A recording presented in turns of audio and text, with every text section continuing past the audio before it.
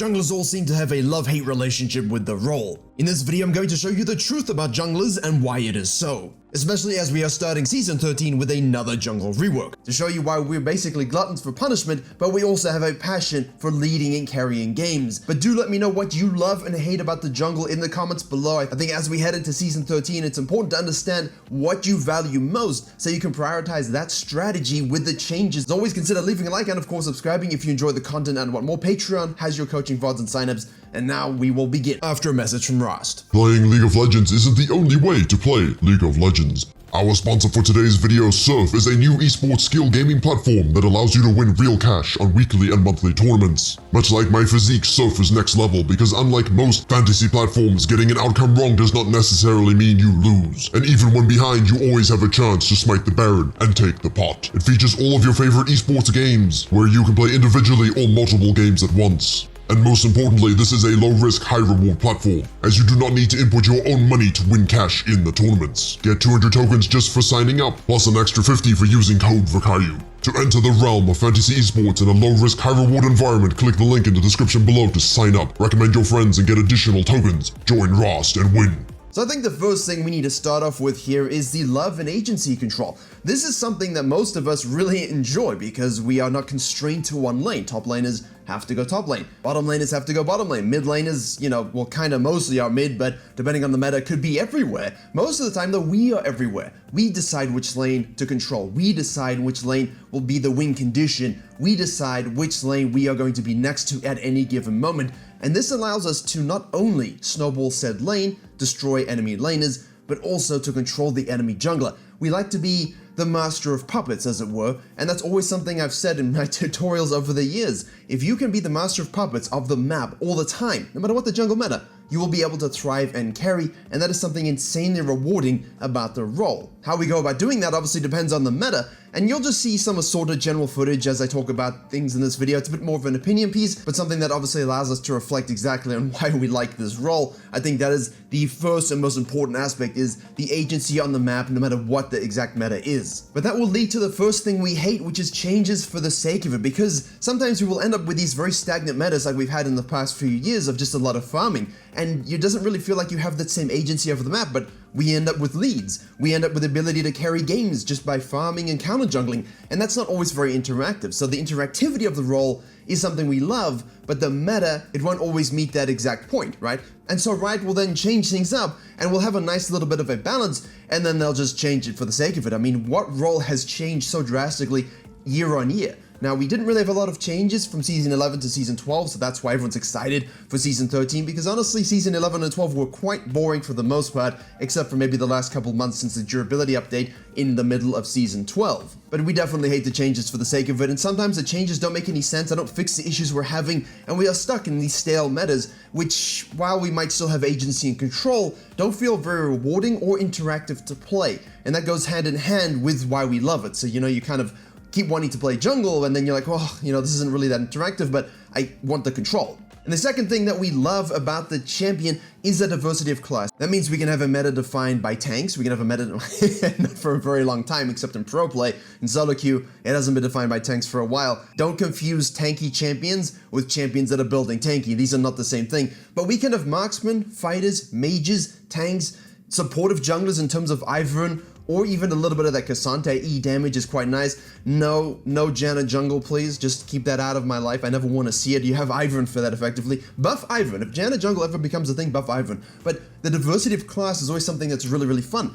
Bottom lane players are typically the least skilled, I apologize, in terms of diversity of class because they only play marksman. And while that is a mechanical role, most other lanes have to deal with different classes at one point or another. Junglers, we have it all, essentially. You can basically go from one game to the next facing an assassin, facing an AP mage, facing a kindred marksman, Graves marksman, whatever the hell Graves is, fighters, tanks. You can go in 5 games and face 5 different style of champions that you have to know how to face, match up, fight, path around, counter jungle, gank with, contest with. It's such a strong mind game in terms of floating your agency needs with their agency needs, merging it, and then coming out on top. And that's very, very satisfying. The problem, though, is that we have a lack of newer champs. Now, this is something that isn't necessarily true at this point in time because we have Bel'Veth and Viego Kayn from 2017 satisfies a lot of meta niche as well, but as you notice, they're all hyper carries. You know, with the exception of Rust, these are all snowbally hyper carry champions. The Ivorans of the world get lost in obscurity. Lilia is definitely a newer champion that's done well, but again, doesn't have a high play rate. They struggle to design interesting and unique junglers to the point that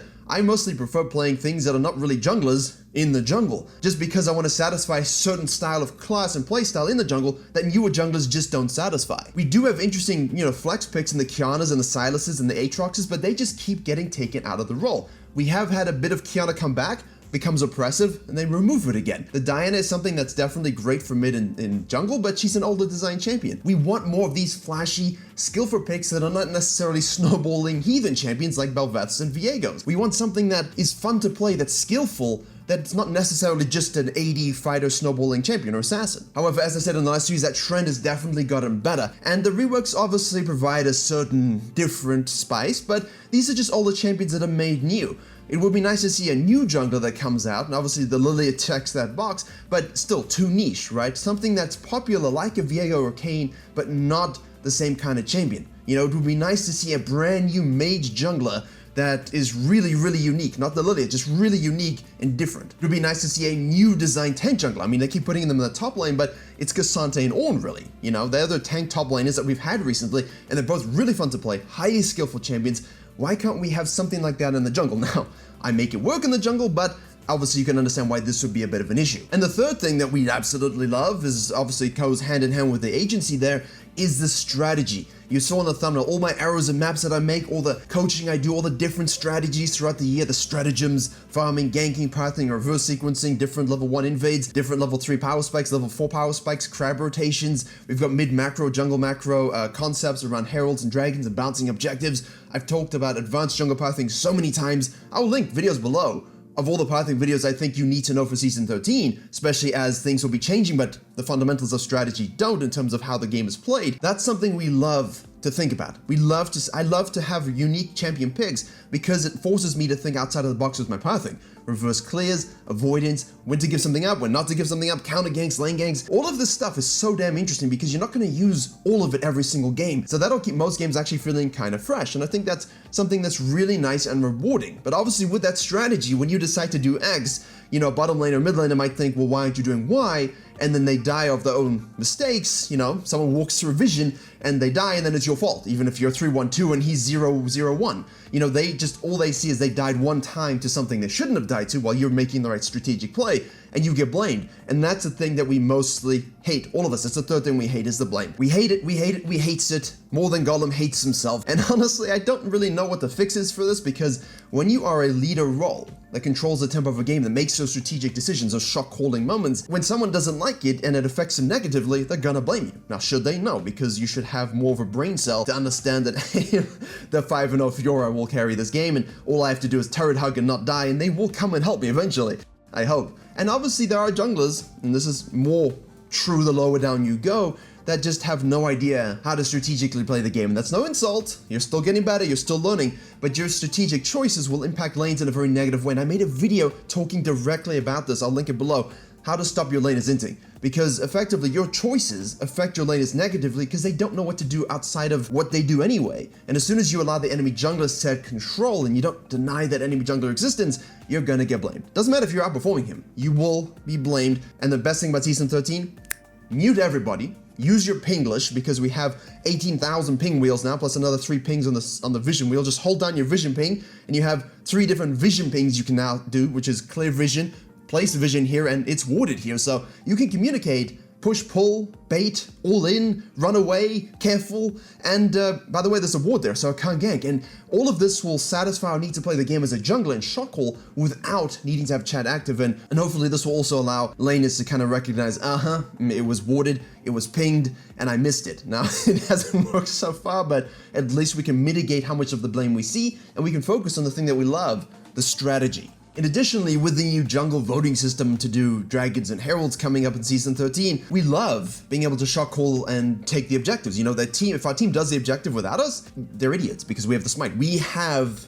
the sole ability to secure that with guaranteed true damage on said monster, which means we are the leaders when it comes to rotations around the map taking those objectives. Now, if you force a dragon when your bot lane needs to base, and everyone dies, and you lose a dragon and your bot lane's fucked, that's on you, okay? That is on you, and I had to say it that way because it happens too much. I'll play support and a jungle will force us to do a dragon. I'm just saying, no, we're basing. We have no HP, no mana, we just gotta play it. We shut down the lane thanks to your gank. Not now. Let's come back, do it again. You can loop path, use advanced jungle pathing, use a strategy, repeat gank, then we can take it freely with no stress. Now, junglers having that control is really, really nice. I mean, when you misuse that control, it can kind of negatively impact your game. And what really sucks about jungle is when you shit on a top laner, when you destroy your laner in the mid lane, bot lane, you can push them into the tower, you can keep zoning them, you can really remove them from the game. A jungler who you remove from the game, your lead isn't always necessarily realized, and that's something we do hate, because we could gank all the map, take some objectives, the dude AFK farms 20-30 CS up, and boom, he has a level lead. Why does he have a level lead? And obviously this was more season 11, but that's obscene, you know? So sometimes you have jungle metas where you outplay someone and they're ahead. Now, if it was a laner, they'd be down 3 levels. They could do nothing about it. You just kill them on loop. Because no matter how much pressure you put on the enemy jungle, eventually their camps will respawn, you're gonna have to be somewhere else and they'll get back into it. Additionally, you can also gank and kill a laner. They show up from sequencing, hold a wave, push a wave, and get experience.